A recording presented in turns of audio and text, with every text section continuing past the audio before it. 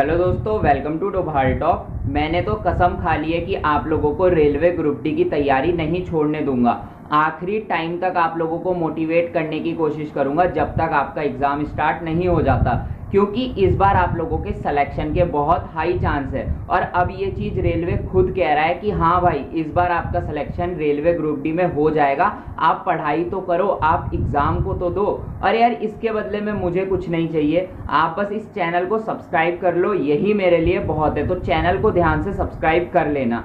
कल ही railway group D से related 2 official notice जारी हुए हैं। ये ऑफिशियल नोटिस 2018 वाली भर्ती के हैं, पर ये जो ऑफिशियल नोटिस है 2018 वाले, ये 2019 वाले कैंडिडेट्स को बहुत सारी बातें सिखाकर जा रहे हैं। तो क्या वो बातें हैं, क्या सारी चीजें हैं, आज की वीडियो में डिस्कस करने की कोशिश करेंगे। लेकिन यार, इस वीडियो को आपने पूरा देखना है, और वीडियो अगर आपको पसंद आती है तो वीडियो को लाइक जरूर करना है। टेक्स्ट बुक में स्टार्ट हो चुकी है फ्लैश सेल, जिसके अंतर्गत अगर आप टेक्स्ट बुक का 399 वाला पास खरीदते हो और पास खरीदते वक्त मेरा कूपन कोड DT10 लगाते हो तो यही पास आपको 360 रुपीज़ का पड़ जाएगा।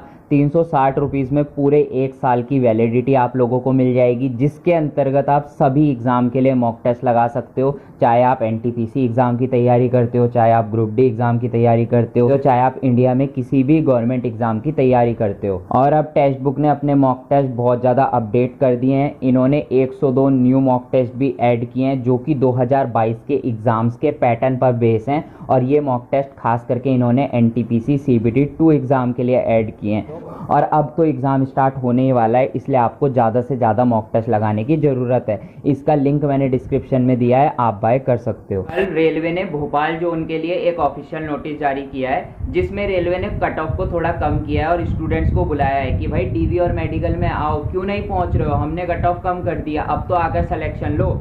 अगर आप भोपाल जोन की बात करोगे ना, तो पहले जब एग्ज़ाम हुआ था तो 75 नंबर कट ऑफ गई थी PET के लिए। मतलब जो 75 नंबर लेकर आया था UR कैटेगरी से, उसको PET के लिए बुलाया गया था। और अब रेलवे ने क्या किया है, 77 नंबर पे मेन सिलेक्शन कर दिया है। जिसके 77 नंबर आ रहे हैं उसको भी वो सिलेक्शन दे रहे हैं UR कैटेगरी के लिए। और अगर मैं SC की बात करूँ तो 66 नंबर पे अब सिलेक्शन हो रहा है, इन्होंने कट ऑफ कम कर दी है। 66 नंबर का मतलब आप समझ रहे हो, कम से कम रॉ मार्क्स जो स्टूडेंट लाया होगा वो 50 के आसपास लाया होगा।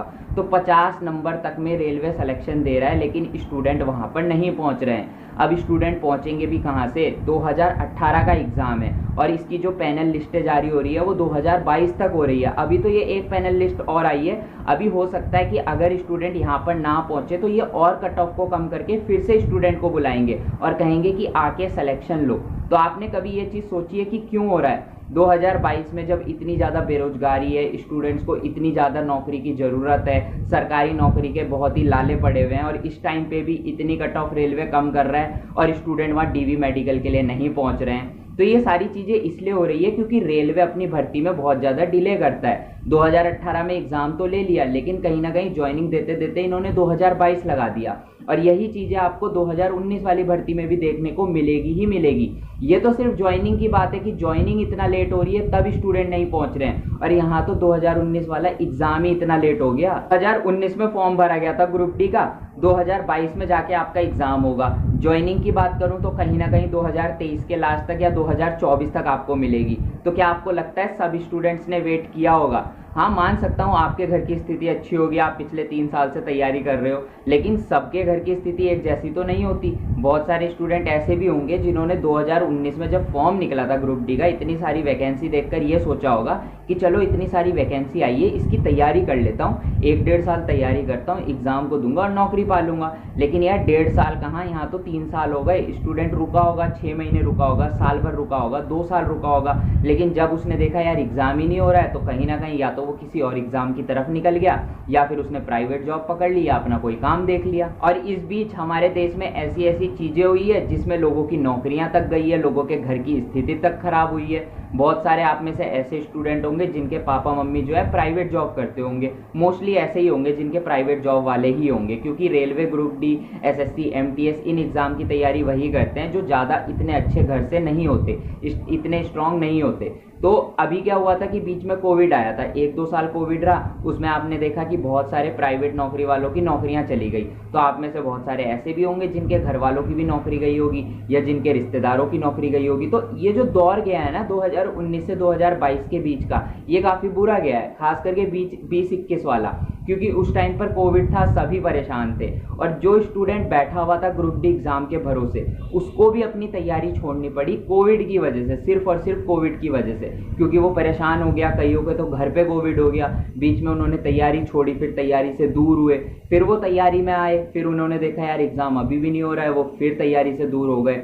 तो बहुत कम स्टूडेंट ऐसे हैं जो कि 2019 से लेके 2022 तक लगातार लगे हुए हैं तैयारी में। और आपको एक बात मैं साफ बता दूं, सिलेक्शन उसी का होता है जो लगातार तैयारी में लगा रहता है। जो बीच में तैयारी छोड़ता है, फिर से तैयारी करता है, फिर तैयारी छोड़ता है, उसका सिलेक्शन यार नहीं हो पाता, क्योंकि पहले वो तैयारी करेगा, फिर बीच में तैयारी छोड़ेगा, फिर कुछ चीज़ों को भूल जाएगा, फिर जब दोबारा तैयारी स्टार्ट करेगा तो वो पुरानी वाली चीज़ें पहले से फिर पढ़ेगा, फिर नई चीज़ें पढ़ेगा। तो कहीं ना कहीं उसका टाइम भी वेस्ट होता है और सही तरीके से तैयारी भी नहीं हो पाती। आज की वीडियो बनाने का सिर्फ इतना मतलब है कि आप लोग मोटिवेट हो जाओ और ग्रुप डी एग्जाम की तैयारी ना छोड़ो, क्योंकि यार इतनी बड़ी भर्ती मुझे नहीं लगता आपको फिर दिखाई देगी। और जितने ज़्यादा सिलेक्शन के चांस यहाँ पर हैं, शायद इतने सिलेक्शन के चांस आपको कहीं पर ना दिखाई दें, क्योंकि यहाँ पर इतनी ज़्यादा हाई कट ऑफ नहीं जाएगी। और अगर आपने रेलवे ग्रुप डी का फॉर्म सेफ या फिर मीडियम जोन से भरा हुआ है, तब तो आपका सिलेक्शन 55 से 60 नंबर पे भी हो जाएगा। आप इंडिया का कोई और एग्जाम बताओ जहां पर 55-60 पे सिलेक्शन हो रहा हो। क्या एसएससी एग्जाम में हो जाएगा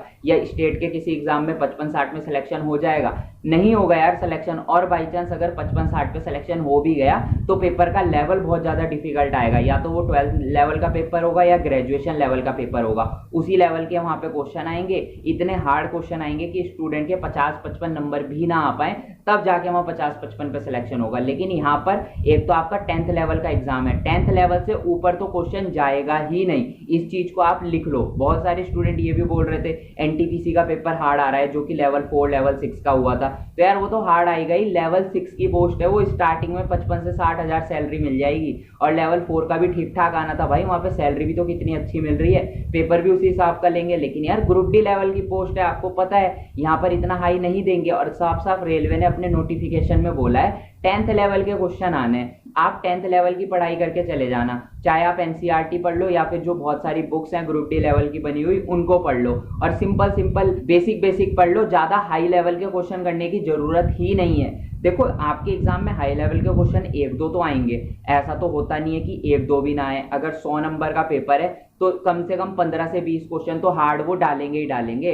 वो स्टूडेंट को कंफ्यूज करने के लिए डालते हैं। लेकिन कहीं ना कहीं 75 से 80 क्वेश्चन तो इजी होंगे, और वो 75 से 80 क्वेश्चन में ही आप सिलेक्शन ले सकते हो अगर आप उनको एक्यूरेट करके आ जाओ। नॉर्मलाइजेशन का इतना गंदा खेल अब आपको दिखेगा नहीं, क्योंकि इतने ज्यादा मार्क्स बढ़ेंगे नहीं, परसेंटाइल बेस्ड नॉर्मलाइजेशन होगा, 5 से 7 मार्क्स बढ़ेंगे और कट ऑफ इतनी हाई जाएगी नहीं। और ऐसी सारी कंडीशन जो सब आपके फेवर में है और तभी भी आप तैयारी छोड़ रहे हो, तो खुद ही बताओ कि अपने पैर पे कुल्हाड़ी नहीं मार रहे हो।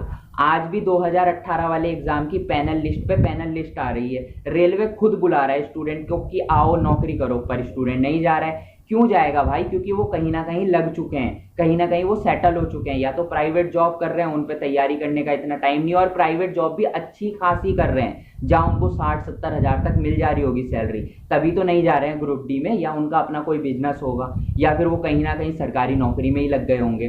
तो जब 2018 वाली भर्ती जो कि टाइम पे हो गई थी, जिसकी सिर्फ ज्वाइनिंग टाइम पे नहीं हुई, वो स्टूडेंट ज्वाइनिंग लेने नहीं जा रहे हैं, रेलवे कट ऑफ कम कर करके थक गया है, तो क्या आपको लगता है कि 2019 में जो फॉर्म भरा गया था और बीच में कोविड भी आया, स्टूडेंट परेशान भी हुए, घर वालों की नौकरियां तक गई, स्टूडेंट ने तैयारी भी छोड़ी, और जिसका एग्जाम अब 2022 पे होगा, क्या सारे स्टूडेंट एग्जाम देने पहुंच जाएंगे? क्या आपको अभी भी ये चीज लगती है? 2019 में भी ये हाल आपको दिखेगा, इतनी ज्यादा अटेंडेंस नहीं जाएगी, और अटेंडेंस कम रहेगी तो आपकी कट ऑफ भी कम जाने के चांसेस रहेंगे।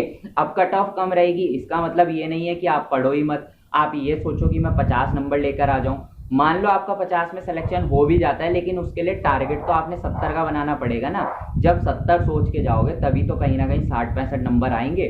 तो मैंने आपको बार बार बता रखा है कि 65 से कम नंबर तो आपको लेकर आने ही नहीं है, चाहे कुछ भी हो जाए। और 65 रॉ मार्क्स मैं बोल रहा हूँ, नॉर्मलाइजेशन के बाद कहीं ना कहीं 70 हो जाएंगे, तो आराम से आपका कहीं ना कहीं सिलेक्शन होने के चांसेस बन जाएंगे। हाँ, अगर आपने हार्ड जोन से फॉर्म भरा हुआ है, जिसकी वीडियो मैं कुछ दिनों में बता दूंगा कौन कौन से जोन हार्ड है, तो वहां पर आपको थोड़ा ज्यादा अटेम्प्ट रखना होगा, 75 के आसपास अटेम्प्ट रखना और कोशिश करना 70 आपके सही हो जाए। बाकी अगर मीडियम और सेफ लेवल का जोन है, फिर तो आपको आराम से 65 नंबर लेकर आने और टेंशन फ्री हो जाना है। ज्यादा टेंशन नहीं लेनी है, डिमोटिवेट नहीं होना है कि एग्जाम नहीं हो रहा है, और तैयारी तो बिल्कुल मत छोड़ना।